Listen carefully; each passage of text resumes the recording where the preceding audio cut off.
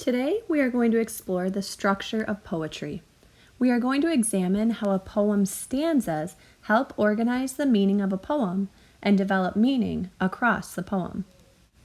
We have already discussed how some poems are organized into stanzas. A stanza in poetry is like a paragraph in prose. It is the division of a poem consisting of a number of lines. I like to think of it as a chunk of text. In a poem, each stanza builds on the next to develop the idea across the poem. In turn, as readers of poetry, our thinking about a poem grows as we read from stanza to stanza. Watch me as I read a poem called Black Hair by Gary Soto and discover how each stanza adds to my understanding of the poem. As I read this poem, I will ask myself after each stanza, what does this mean? I will also be completing this chart, so watch this video because afterwards you'll be completing this chart with a different poem. Here we go. Black Hair by Gary Soto. At 8, I was brilliant with my body.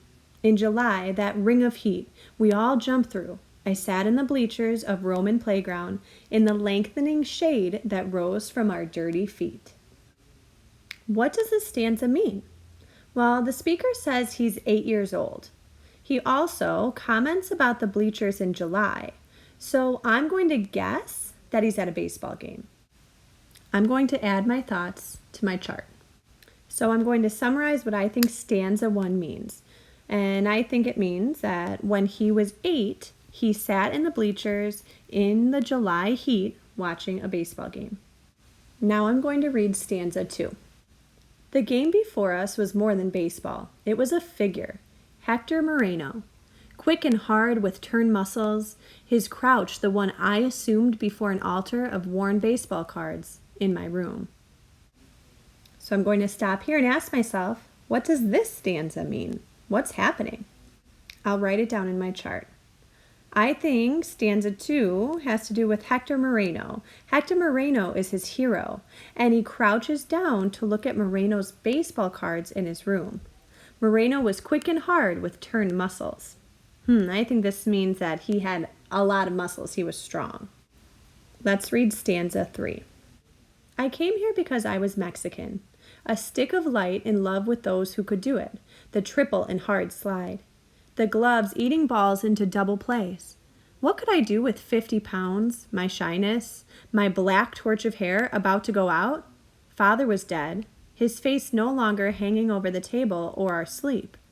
And mother was the dream of mouths twisting hurt by butter knives. This is getting a little confusing, so I'm going to stop there again and ask myself, what does this stanza mean? I'm going to add it to my chart, stanza 3. Well, now I know the speaker is Mexican and thin with black hair. He really admires the players who can do what he can't. Let's read the last stanza.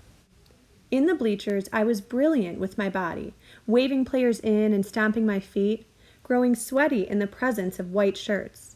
I chewed sunflower seeds, I drank water, and bit my arm through the late innings. When Hector lined balls in deep center, in my mind, I rounded the bases with him, my face flared, my hair lifting beautifully, because we were coming home to the arms of brown people. I'll ask myself one more time, what does this stanza mean? Stanza 4. As the speaker sits in the bleachers, he gets more excited and he begins to feel like he's one with Moreno as he rounds the bases. He feels a sense of pride for Moreno because he and Moreno are both Mexican. Now that I've read the poem and done some thinking about each stanza or each chunk of text, I'm going to step back and see how I can put all these pieces together to help me think about the poem as a whole. Then I'm going to fill in this part of my chart. So after thinking about all the stanzas, I think that the overall meaning of the poem has to do with the speaker and how he shares the baseball experience with the player Hector Moreno. He feels as though they are one because they're both Mexican, and Hector Moreno can do what the speaker cannot as a small boy. So he's in the bleachers watching him and admiring him and feeling connected to him. As readers of poetry, we understand that poets use stanzas to group their ideas and build meaning in poems. This is so important to keep in mind when we read poetry because it helps us organize our thoughts and examine a poet's meaning. So now it's your turn to give it a try. You are going to read this poem, Spring Thaw by Mark Vins. As you are reading, I want you to stop after each stanza to think about that question, what does this stanza mean? As you do that, you'll come to your chart and fill in what you think each stanza means. Then when you're finished, I want you to think about all 3 stanzas and fill in the last section of your chart. Put all the pieces together and see if you can summarize the poem and talk about the overall meaning.